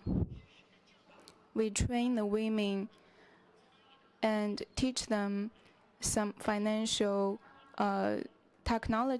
technologies and know-how to empower them, because we believe that when women can enjoy a better economic position or status, then they will enjoy even better social status and play even more important role.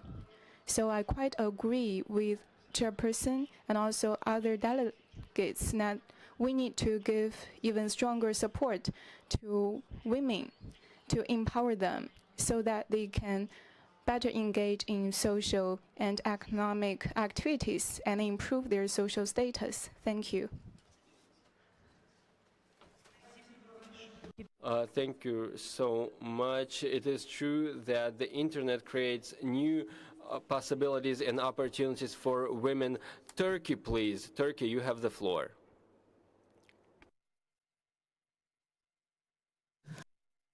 Completely agree with China and other friends. Really, in Turkey, we are insisting on making the usage of internet for the economic improvements, e-learning, e-trade, and we have to really pay great attention not to create new technology dependers. We have to equilibrate usage and amusements. Thank you very much.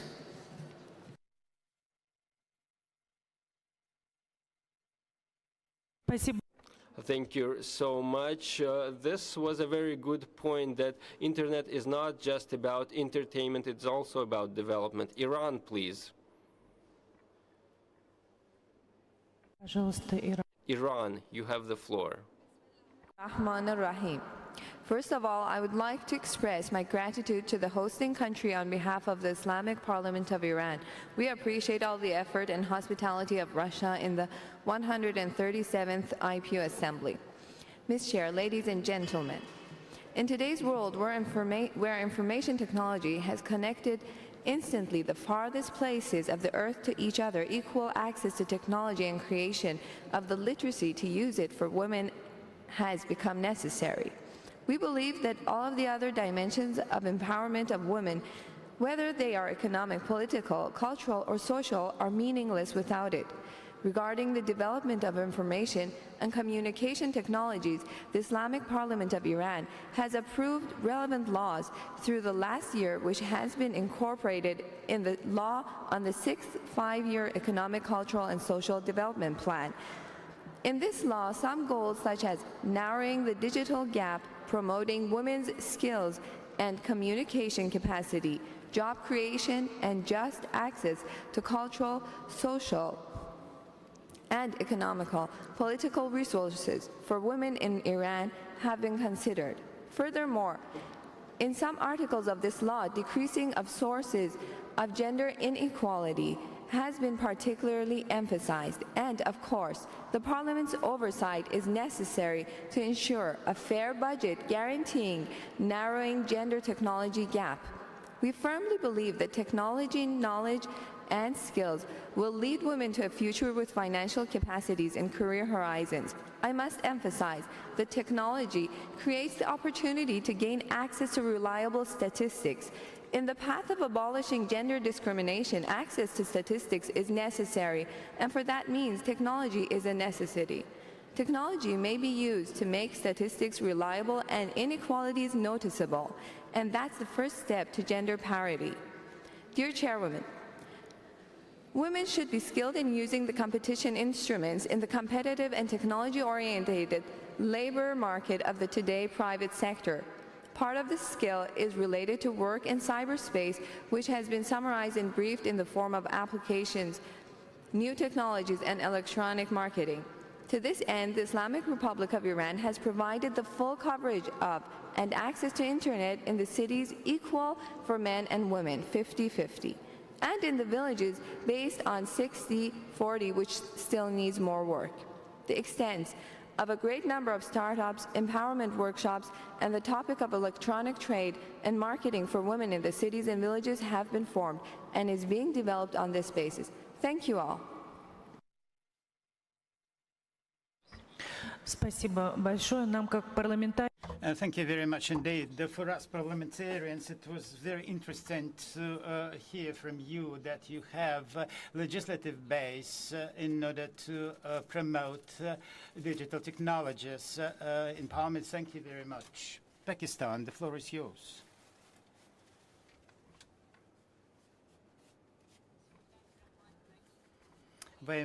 Honorable Chairperson and distinguished guests, it's indeed a great privilege and honor for me to share my views.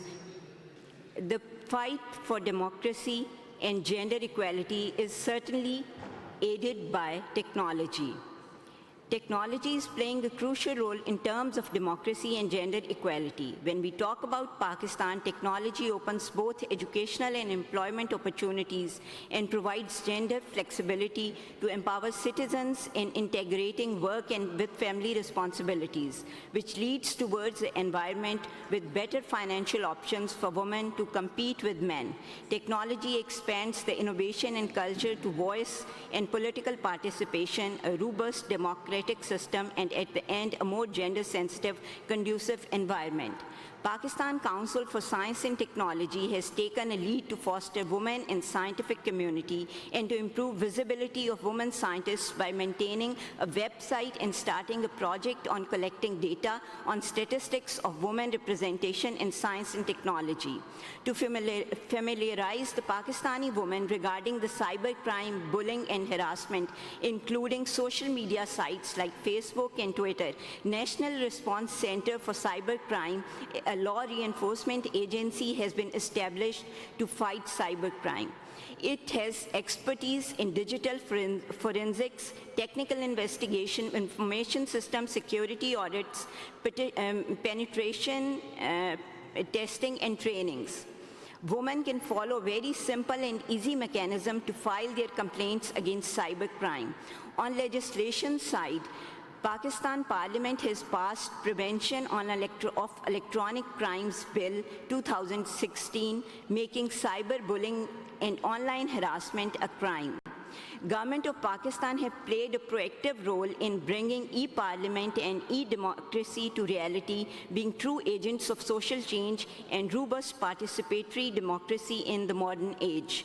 A very recent step is the e-public petition system. A public petition process allows ordinary citizens of the country to have direct access to the Senate and seek a redressal of their collective grievances.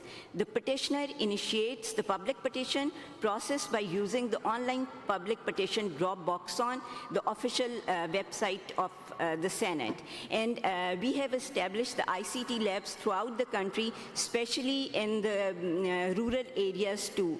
And other important steps are being taken by the government of Pakistan. Thank you so much.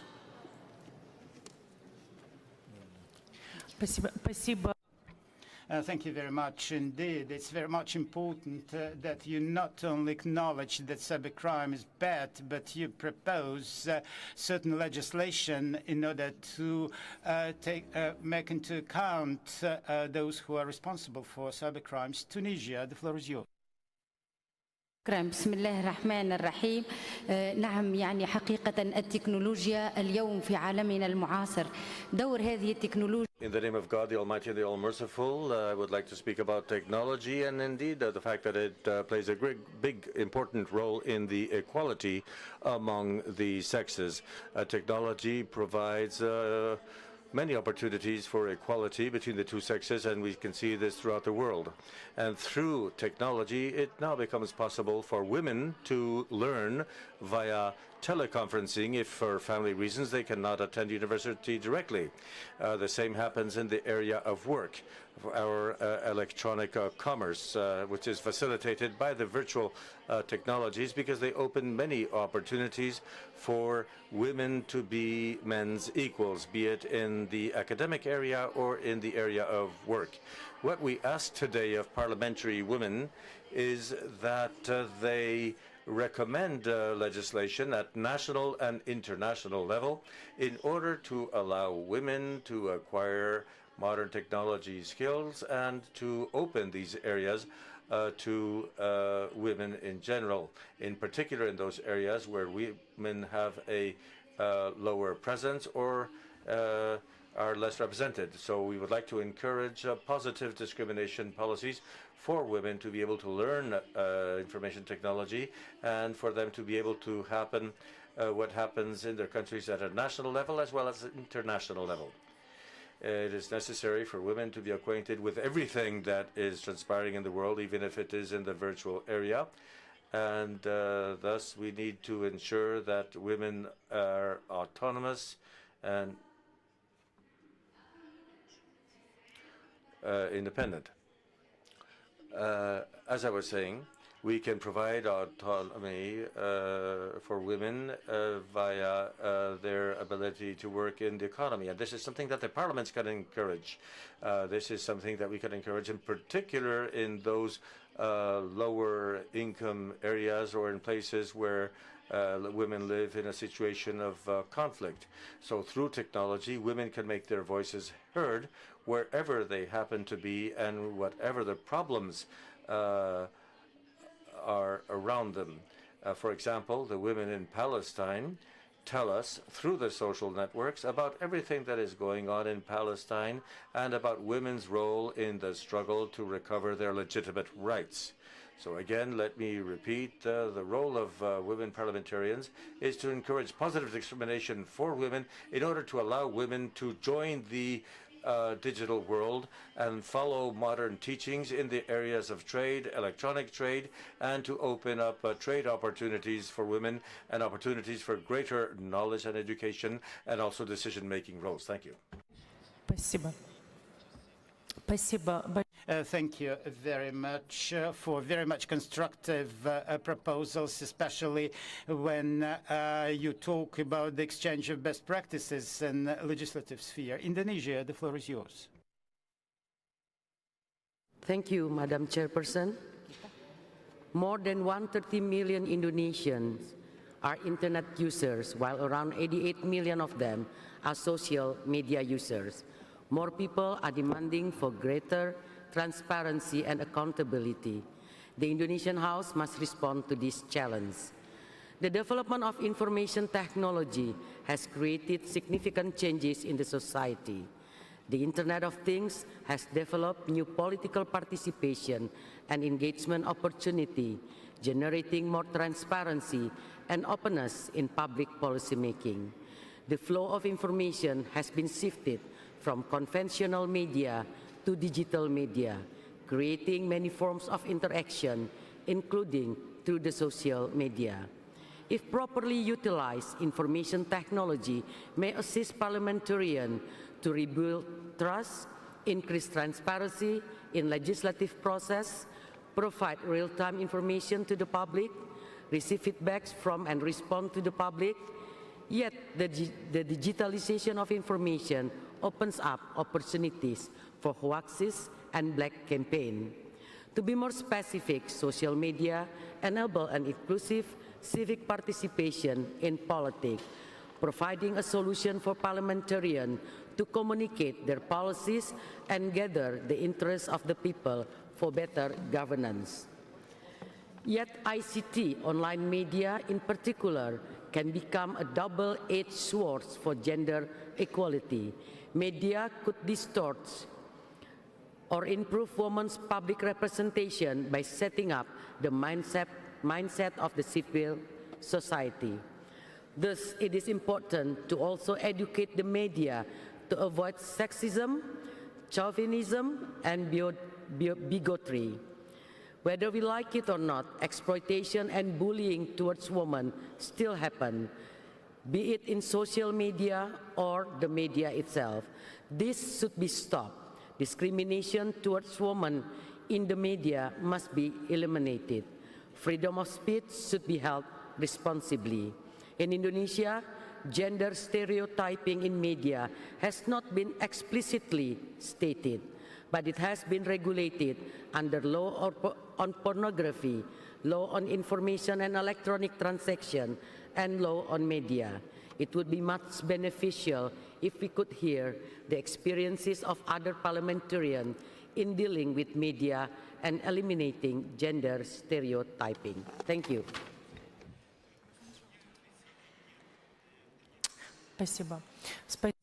Thank you for a very interesting proposal. Now the floor goes to the Republic of Korea. Kyung-mi Park, a member of the National Assembly of the Republic of Korea. The digital transformation and its impact on women's labor market, as well as financial inclusion, have become a central topic in many global conferences, including the IPU. The digital transformation is a game changer in terms of gender equality, offering new ways of participation for women in the labor market. ICT can make the best use of a woman's full potential as a soft power by creating more women-friendly jobs. But at the same time, technological advances can make a negative impact, like a double-bladed sword, making women more vulnerable to online harassment, hate speech, and cyber violence. To address this problem, we as parliamentarians should take the lead in providing online and mobile educational programs on gender equality and the prevention of gender-based violence, while forming a broad network consisting of specialists, women civic groups, and the Ministry of Gender Equality. Thank you for your attention.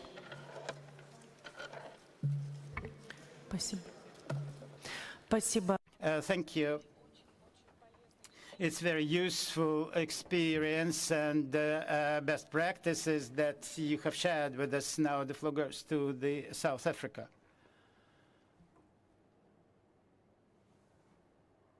South Africa. Madam Chairperson, improved access to technology unlocked enormous opportunities for women, helping them to overcome illiteracy, mobility constraints, and boosting their access to information and social media. Improved their participation in both social and their economic development. At the same time, it has exposed them to serious threats that they need to be informed and educated on about the dangers of cell phone radiation, which impacts negatively on during pregnancy, which impacts fetal brain development, and they also cause, particularly in young women, are exposed to sexual harassment. Research reveals that particularly young women are exposed to sexual harassment, stalking, and abusive language, mainly on social media platforms. Therefore, South Africa proposes that a call for parliaments and governments to strengthen measures, including through legislation, to control exposure of citizens, particularly pregnant women and children, to electromagnetic fields generated by wireless technologies such as mobile phones, computers, tablets, and Wi-Fi. Encourages parliaments and government to adopt progressive measures aimed at addressing threats that technology can pose, such as cyber-related violence, harassment, and online security, which has negatively impacted women's right to privacy and freedom of expression. Call on all stakeholders to improve access to technology for women and girls, particularly in remote and marginalized areas. Encourages governments in partnership with private sector to promote a higher representation of women in science and technology. Also, governments to integrate gender mainstreaming in these strategic documents related to science and technology. I thank you. Thank you so much, South Africa. Now, Chile, please.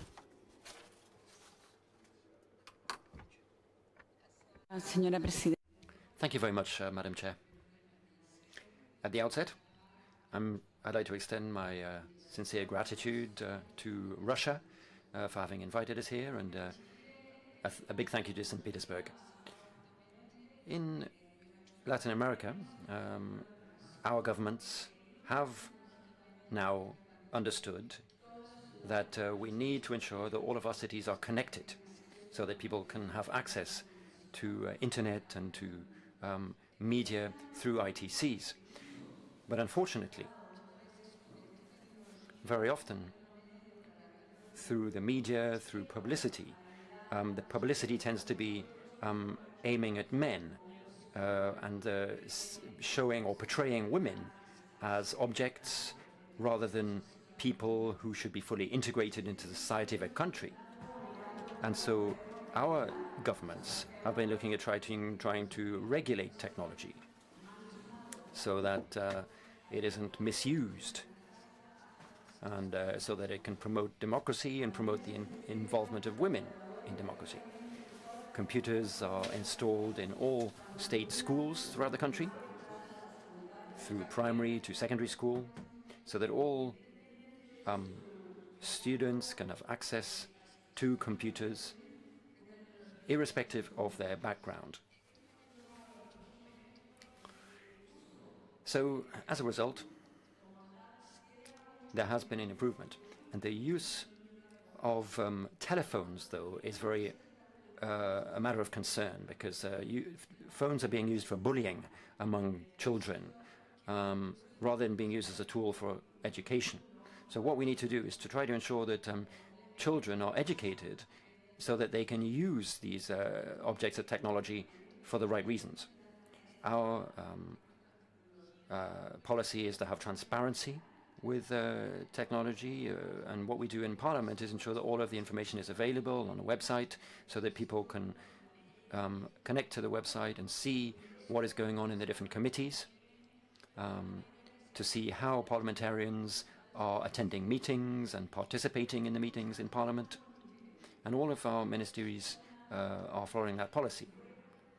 So anybody, wherever they are, can get into the ministries' websites and to see what the ministries are doing, to see how they are funding their activities, to see where the money is being spent.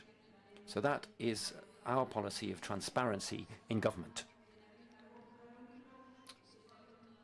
Public officials must be transparent in this way, and we believe we made great progress in that respect.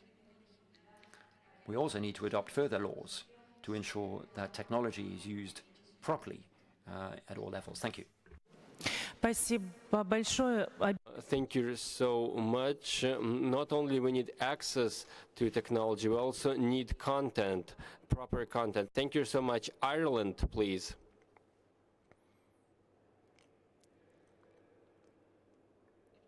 Ireland, you have the floor. Thank you for giving Ireland an opportunity to contribute to this debate. Like many countries, Ireland in the last couple of decades has been completely transformed by the developments of technology in very, very good and positive ways, including the creation of employment and the participation of women in technology and in science at greater numbers than ever before.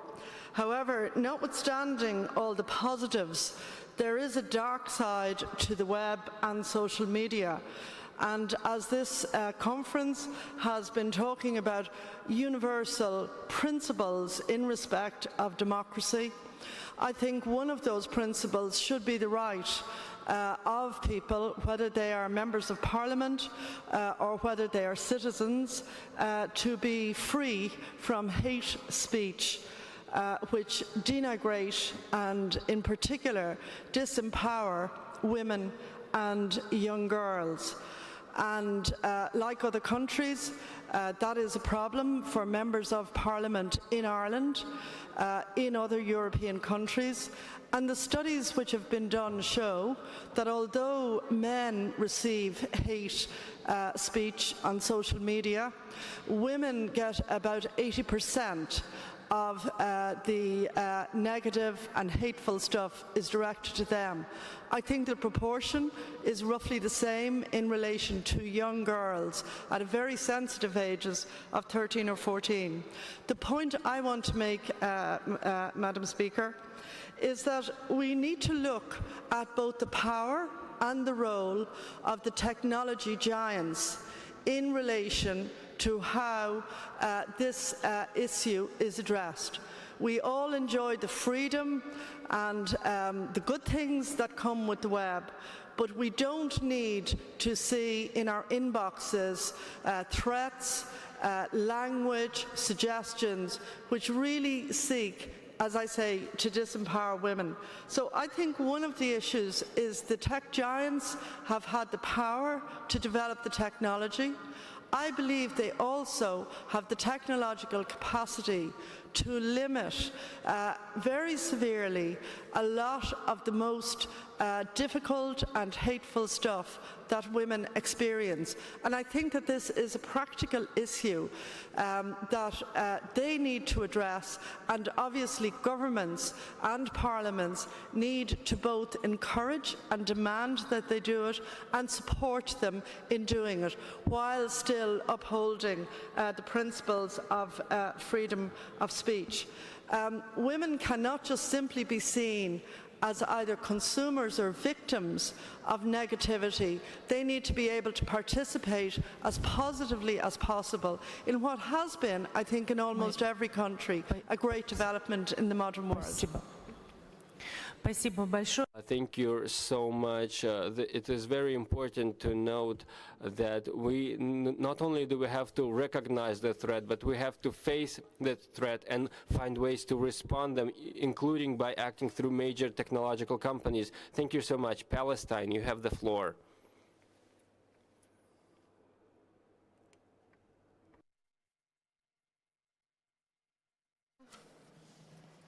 دولة فلسطين تعتبر التكنولوجيا المعلومات محركاً رئيسياً.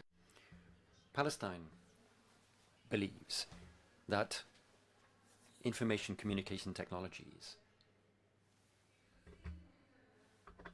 تكنولوجيا المعلومات والاتصالات information and communication technologies له دور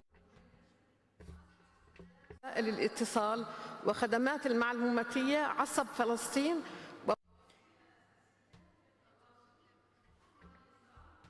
As I was saying, information communication technologies are a very important tool to be used against the embargo and against discrimination against Palestine. Palestine has also taken part in capacity building activities, and the Palestinian people are very well educated in that respect and know how to use ITCs very effectively. Thank you so much. The Philippines, please.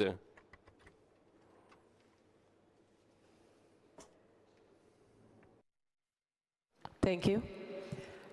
Thank you, Madam Chairwoman. I am Sharon Garin, of the Deputy Speaker of the House of Representatives of the Philippines. The Philippines is composed of more than 7,000 islands, and it is internet has, our technology has given a big boost to the economy as well as to the entrepreneurial activities of women. Also, we have about 10 million Filipinos abroad outside the country, and internet or the technology has been useful in connecting families and friends. So it is a very powerful tool in the Philippines, but then it is powerful that it causes many crimes to be committed. If we have laws against libel or we have laws against libel, then there also exists cyberbullying, or if we have invasion of property or stalking, there is cyber stalking. If we have sexual harassment, then we also have cyber sexual harassment. There's pornography and trafficking, there's cyber pornography, cyber sex, cyber trafficking. And those exist, but then our laws need to be updated. If we have laws, we have criminal laws against these crimes, then we need to update our criminal laws into cyber-friendly or ICT-friendly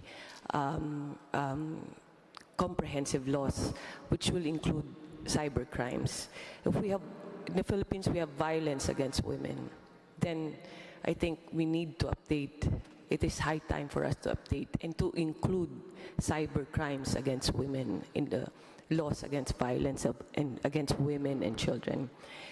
If we have the Magna Carta of women, the Philippines has that, but then it is also high time that we need to update, or not only the laws, but we also need to update the justice system against cyber crimes. Women know that the crime is being committed against them in the internet, but then they don't know how to report it. And that is the first step that we need to address. I think internationally it's something that we need to address. Where to report, who to report to, and what to report. So I hope with this assembly we can address that, and we can encourage our fellow parliamentarians to follow the good practices of other countries. Thank you, Madam Chairwoman. Thank you so much, colleagues. These are very interesting and important proposals. My colleagues suggest that we worked very well, and we have the opportunity to give the floor to Bahrain. Please, you have the floor.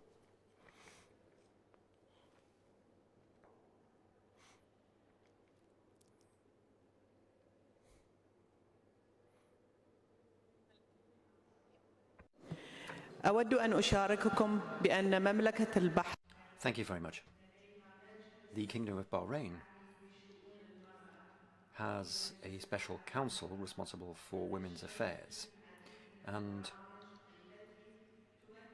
in that context we have a number of programs that we are implementing to empower women in many different sectors, and we've taken into account ICTs in that range of programs, the digital economy and training in that area. The government of Bahrain has also set up special websites so that any women who are the victims of violence can report those crimes over the internet. We promote gender equality in all sectors. We see complete gender equality in Bahrain. There is no discrimination against women or men. Our constitution guarantees the absence of discrimination. So in the Higher Council for Women's Affairs, a number of programs have been adopted to promote women's participation in politics. Since 2002, women can be candidates for election, and they can participate fully in economic and social life in a number of respects. Women are very often pioneers in terms of employment and trade. Women are involved in a number of empowerment programs relating to IT. Just a couple of weeks ago, a forum was held to promote women's role in the media. Thank you. And I think that all the speakers were very right when they said that we have threats, we need to tackle them, but we also need to teach women to use the laws that we adopt. And we have the final statement from the Arab Parliament, please. The Arab Parliament.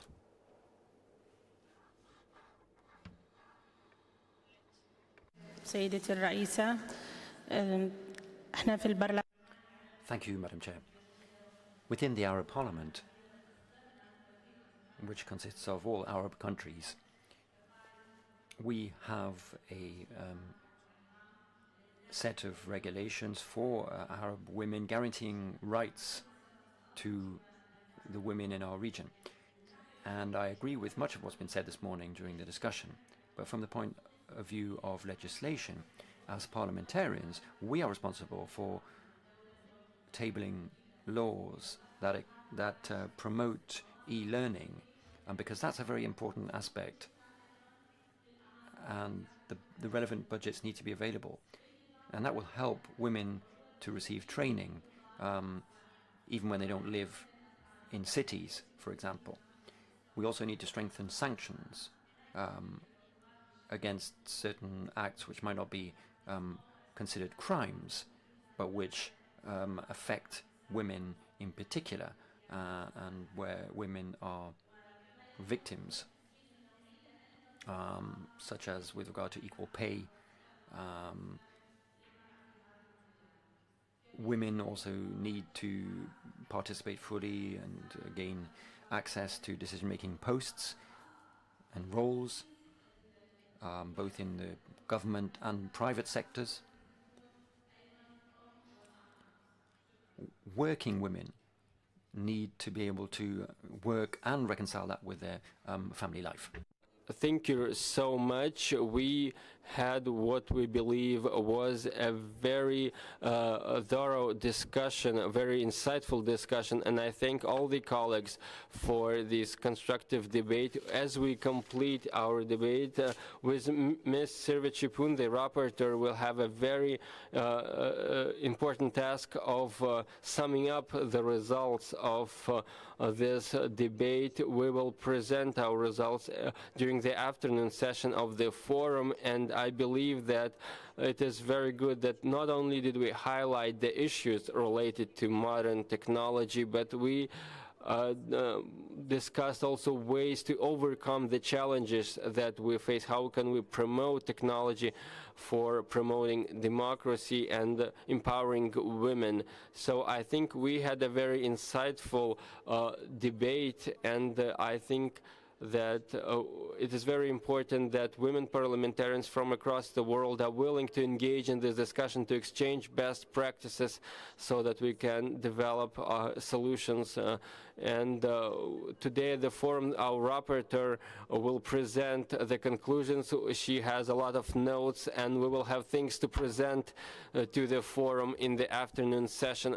Thank you so much to all the participants.